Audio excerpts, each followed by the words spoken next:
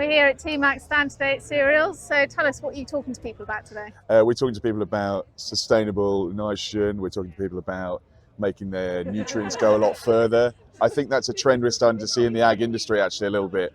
The conversations are all about how can we use the same or less nutrients but actually deliver more yield. You know, how can we get an extra ton of wheat yield? How can we get an extra half a ton here? Because it is really about squeezing those margins because there's not much in there anymore. Affordability we've seen decline in the last year. Fertilizer prices going sky high. Enormous volatility in the grain market. So I think there's a lot of challenges there for farmers to tackle, and particularly with this pressure of sustainability as well. How can the farmers take on all those pressures and address those with the view to fertilizer, which is what we do? And we are trying to take fertilizer, make it more efficient, deal with challenges like pH, and stop throwing away all those nutrients, those valuable nutrients you're putting on.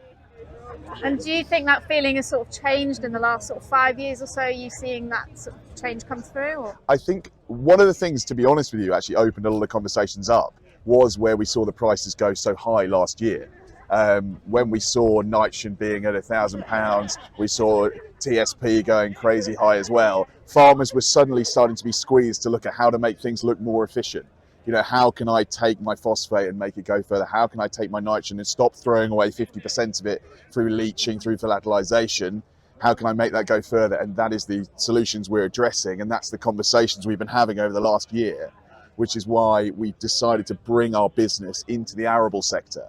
We brought through all that sort of eastern side and having conversations up and down the country really about how we can bring efficient nitrogen, efficient phosphate, just efficient fertilizer to that sector and to the industry. That's really interesting. Thank you. No worries at all.